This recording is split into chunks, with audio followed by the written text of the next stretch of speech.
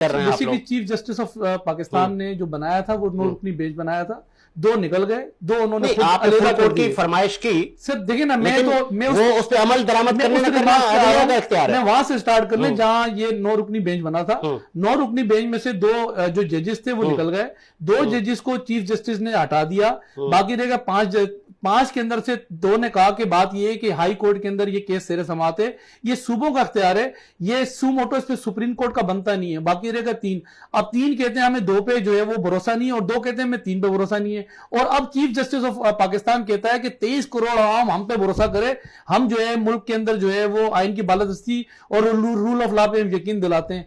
बात यह है कि इस पार्लियामेंट के अंदर जैसे कि चीफ जस्टिस का एक वोट है ना सर, चीफ जस्टिस का एक ही वोट है, और अगर मैं वोट की बात करूं तो 3 अगर उसके अंदर 3 जजेस ने अगर फैसला दिया है, रिमार्क्स दिए हैं, तो 3 वोट हो गए। लेकिन उस पार्लियामेंट का क्या करें जिस पार्लियामेंट के अंदर अपना 23 करोड़ अवाम ने इलेक्टेड करके नुमाइंदे भिजवाए, क्या करें कि इलेक्शन ही नहीं करवा रही सर? ऐसा नहीं है, मुल्क सरापा एहतजाज है, पाकिस्तान की इतनी बड़ी जमात इलेक्शन करे जा रही है, आप लोग कह रहे हैं पैसे नहीं है, कभी कह रहे हैं कि एक साथ करवा लेते हैं इलेक्शन में। एक बात बताऊं, जैसा कि अभी आपने कहा ना आर्टिकल 6, तो आर्टिकल 6 की कोई बुनियाद होती है। जैसा कि मैं आपको बताऊं, हमने क्या किया, अदम एतमाद हम एक दफा लेकर आए, सिंपल कर दो।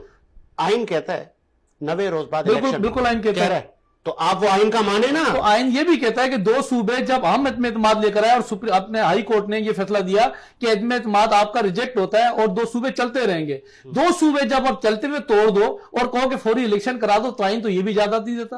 तो मुझे बताया आर्टिकल 6 तो यहां लगता है आगे, मुझे बताया कि 2 सूबे चलते हुए सूबे जो खुद मुख्तियार सूबे हैं जिनमें अदम एतमाद रिजेक्ट हो जाता है, 2 सूबों के अंदर गवर्नर या सीएम जो उस वक्त के इंतजामी पर बैठे थे, उन्होंने असेंबलियां चलती हुई तोड़ी, ऐसे ही है, उनके पास इख्तियार था सर। जो असेंबलियां टूटी थी, असेंबलियां जो टूटी थी वो किसकी मन तक जो है वो असेंबलियां टूटी थी? 2 सूबों की बात कर रहा हूं। एक आपका जो है वो परवेज इलाही, जिसको जो है पंजाब का सबसे बड़ा डाकू, नहीं वो तो उनके पास इख्तियार नहीं था, उनके गवर्नर सीएम की मुशावरत से असेंबली। सर मुशावरत के बाद अगर असेंबलियां टूटनी थी तो मुझे एक बात का जवाब दे कि वापस कराया टूटी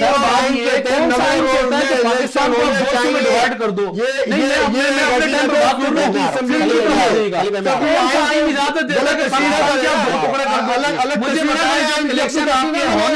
आपके इलेक्शन अगस्त में नहीं तो अक्टूबर में इलेक्शन होने, चलते हुए 4 सूबों में से 2 सूबों को तोड़ो, कम कर 2 सूबे तोड़कर और ये कहो कि इलेक्शन हो और इलेक्शन हम फिर लड़ेंगे। मतलब ये कि अदालत के फैसले जो आए, जो 14 मई को इलेक्शन अदालत कह रही है करवाएं, नहीं